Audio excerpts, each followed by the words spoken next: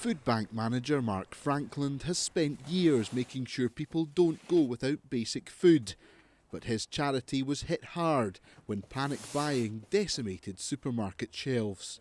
It's almost like a perfect storm for us that Monday morning, because on the one hand each year we receive 45,000 quid's worth of donated food, and it was plainly obvious that that was going to go down basically to zero. And on the other hand, we spend about £500 a week buying in food from supermarkets, and the Monday morning load we had, in theory was going to cost £500, they delivered £18.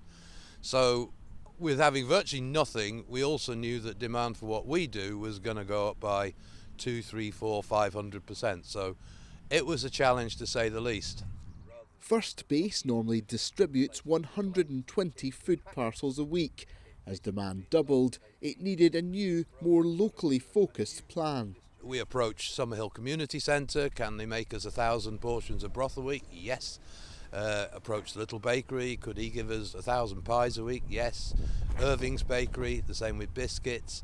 And slowly but surely we're putting together a parcel which we can actually get what we need to make it up.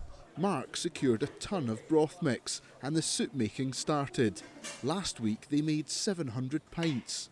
I've been involved in this community for years, and we've got the older generation that we've got looking after. You've got kids that are not really knowing what's going on right now. So to be able to support them when they're at the lowest point, it's probably the best thing about it. We know that these are going out to families and individuals in need and older people, and comments coming back of, oh, that's great homemade Scotch broth, we love it, then that just makes everybody's day.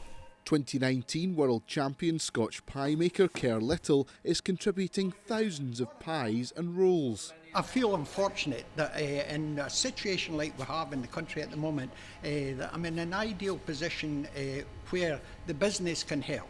And all the folks in here, when I put it to them, that I'd spoken to Mark and I was prepared to do this, and every one of them, to a person, all agreed, and they were very, very supportive. Just they thought it was a wonderful idea.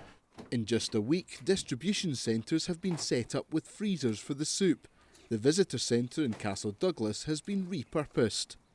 Locals themselves have been contacting us, asking to help, to volunteer, to provide goods, donate cash. It's been absolutely heartwarming to see how the Stuart is coming together to help each other. Mark says he's braced for demand to increase. Obviously the government have made a lot of pledges on how they're going to help people out.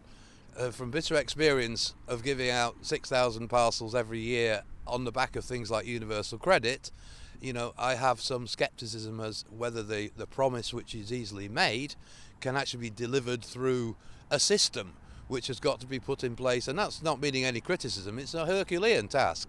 So that's the big unknown for us. How much is it going to grow the next few weeks, and can we keep up with it? But with the system we've put in place, and stunning number of volunteers who have stepped forward, said, what can I do to help? I'm confident we can keep up. The impact of coronavirus has brought people who'd never been near a food bank to rely on this team of volunteers. They hope to provide some comfort for the soul as well as the stomach. Bruce Mackenzie, ITV News.